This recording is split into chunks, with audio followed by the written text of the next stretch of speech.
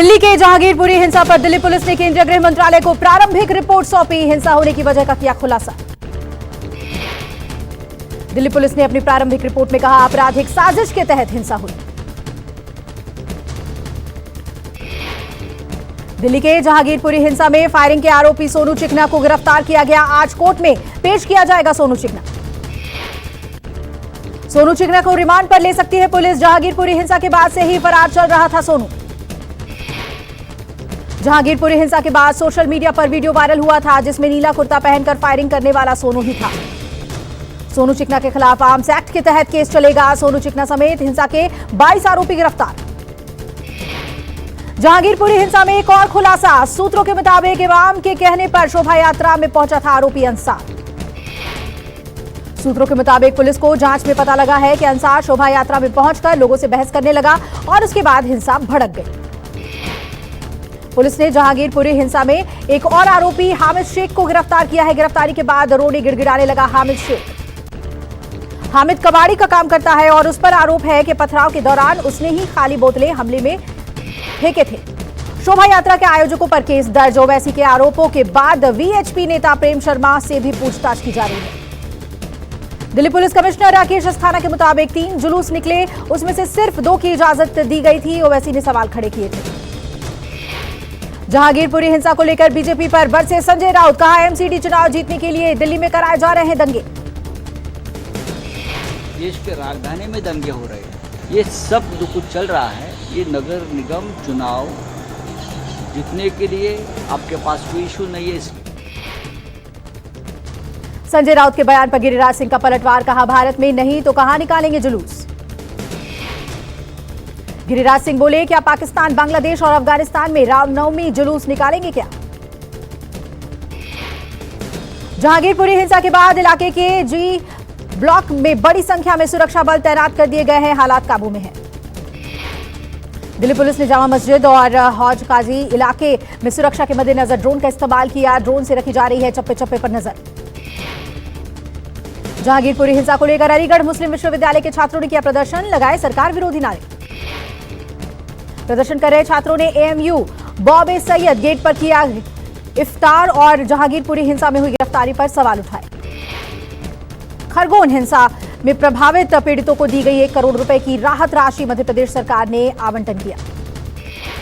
10 अप्रैल को रामनवमी के जुलूस के दौरान खरगोन में हुई थी सांप्रदायिक हिंसा, जिसके बाद शहर में लगा था कर्फ्यू। पुलवामा के काकापोरा रेलवे स्टेशन के पास आतंकी हमला, आरपीएफ के 2 सिपाहियों पर हमला। हमले में आरपीएफ का हेड कांस्टेबल शहीद, एएसआई घायल हुआ। आतंकी हमला कैमरे में हुआ कैद। सीसीटीवी में कैद तस्वीरों के मुताबिक आतंकी अकेले आता है, चाय की दुकान के बेंच पर बैठे 2 युवकों पर फायरिंग करता है और भाग जाता है। शहीद हेड कांस्टेबल को श्रद्धांजलि दी गई। श्रीनगर के पुलिस लाइन में सीनियर अधिकारियों ने शहीद पर फूल चढ़ाए।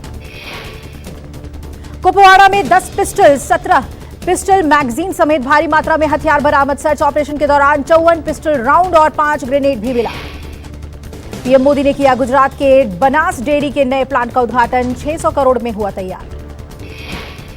नए डेयरी परिसर में रोज करीब 30 लाख लीटर दूध का प्रसंस्करण होगा। करीब 80 टन मक्खन, 1 लाख लीटर आइसक्रीम, 20 टन खोया और 6 टन चॉकलेट का उत्पादन भी होगा।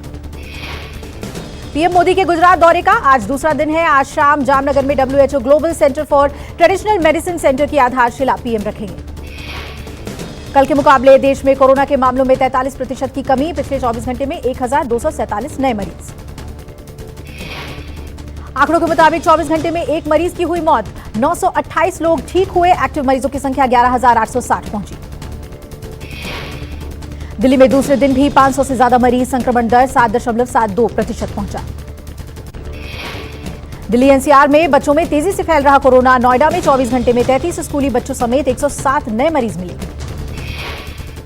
कोरोना की रोकथाम के लिए एक्शन में प्रशासन। डीएम सुहास एलवाई ने गौतम बुद्ध नगर के सभी स्कूलों को हेल्प डेस्क बनाने के निर्देश दिए हैं।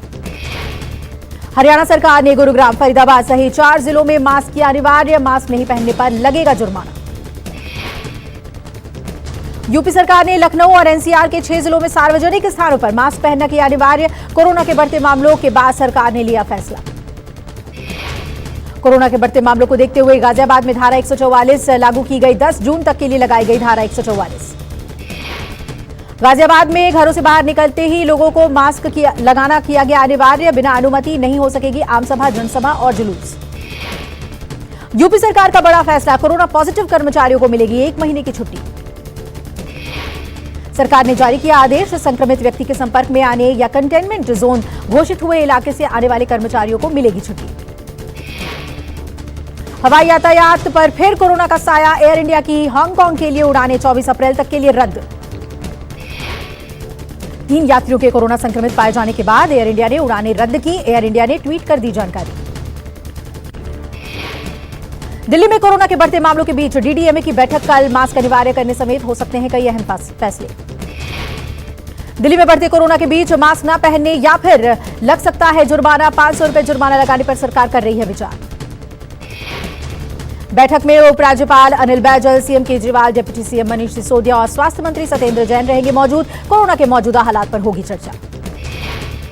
काशी विश्वनाथ ज्ञानवापी मस्जिद केस परिसर में वीडियोग्राफी पर लगी रोक। अब 20 अप्रैल को अगली सुनवाई। कोर्ट कमिश्नर आज ज्ञानवापी परिसर का दौरा करेंगे। कोर्ट कमिश्नर के दौरे की वीडियोग्राफी पर रोक लगाई गई। कोर्ट कमिश्नर के दौरे के दौरान सुरक्षा बल भी तैनात रहेंगे जिससे किसी तरह की कोई अप्रिय घटना ना हो। लेफ्टिनेंट जनरल मनोज पांडे होंगे देश के अगले सेना प्रमुख। नियुक्ति को सरकार ने दी हरी झंडी। Lieutenant general Manoj Pande general MM Naravane की लेंगे जगह। 1 मई को रिटायर हो रहे हैं general Naravane. Lieutenant general Manoj Pande अभी थल सेना के उप प्रमुख हैं। इंजीनियर्स कॉर्प्स से आर्मी चीफ बनने वाले पहले शख्स होंगे पांडे। पीएम मोदी और अमित शाह की मिमिक्री करना पड़ा भारी। जबलपुर पुलिस ने एक शख्स को किया गिरफ्तार। शख्स ने मिमिक्री के जरिए पीएम मोदी और अमित शाह को कहे थे अपशब्द। वीडियो सामने आने के बाद पुलिस ने की कार्रवाई। सीतापुर में दबंगों ने गरीब के घर में लगाई आग। आग की चपेट में आकर दंपत्ति झुलसे। गंभीर हालत में दंपत्ति को अस्पताल में भर्ती कराया गया। पीड़ित परिवार का आरोप, जमीन कब्जे को लेकर दबंगों ने आग लगा दी। वाराणसी में जमीन के विवाद में खूनी संघर्ष, दोनों पक्षों में जमकर मारपीट हुई। 6 से ज्यादा लोग हुए घायल, 2 की हालत गंभीर। मौके पर पहुंची पुलिस ने घायलों को अस्पताल में कराया भर्ती। दोनों पक्षों से पूछताछ कर आगे की कार्रवाई में जुटी पुलिस। देवरिया में शादी समारोह से लौट रही कार को तेज रफ्तार बस ने मारी टक्कर। हादसे में 6 लोगों की मौत, कई लोग गंभीर रूप से घायल। हादसे में कार के उड़े पर खच्चे, बस भी पलट गई। मौके पर पहुंची पुलिस ने रेस्क्यू कर घायलों को अस्पताल में कराया भर्ती। छत्तीसगढ़ के बालोद में आंगनबाड़ी में के केंद्र में हुआ हादसा। छत पर लगी टाइल्स अचानक गिरी, 4 बच्चे हुए घायल। बालोद कलेक्टर ने अस्पताल में जाकर बच्चों से मुलाकात की। कलेक्टर ने कहा जरूरत पड़ने पर आंगनबाड़ी की मरम्मत होगी। असम में खुला पहला trans tea stall. All Assam transgender association की पहल से खुला है ये ट्रांस टी स्टॉल। पटना में नौकरी नहीं मिलने से परेशान छात्रा ने खोली चाय की दुकान। महिला कॉलेज के बाहर चाय की दुकान खोली। मुजफ्फरपुर में मोबाइल चोर की पिटाई हुई। स्थानीय लोगों ने चोर को पहले बिजली के खंभे से बांधा, फिर जमकर पीटा। हाजीपुर में सदर अस्पताल की बड़ी लापरवाही। इलाज के दौरान हुई बच्चे की मौत। अस्पताल ने परिवार को बच्चों की जगह बच्ची का शव सौंपा। परिजनों ने अस्पताल में किया हंगामा। हंगामे के बाद जांच के लिए 3 सदस्यीय डॉक्टरों की कमेटी बना दी गई है। शेयर बाजार में आई तेजी। सेंसेक्स 57,400 अंक और निफ्टी 17,250 अंक के साथ कर रहा है कारोबार। बाजार में सोना चांदी के दामों में हुई बढ़ोतरी। सोना 542 रुपए हुआ महंगा, चांदी 1,000 रुपए महंगा। आईआरसीटीसी ने यात्रियों के लिए निकाला शिरडी टूर पैकेज। यात्रा दिल्ली से 14 मई को शुरू होगी। टाइगर श्रॉफ ने इंडियाज गॉट टैलेंट के सेट पर किया धमाकेदार डांस का वीडियो सोशल मीडिया पर हो रहा है वायरल। जानवी कपूर ने ऊटी में बिताए पलों का बनाया मजेदार वीडियो। जानवी मस्ती करती नजर आई।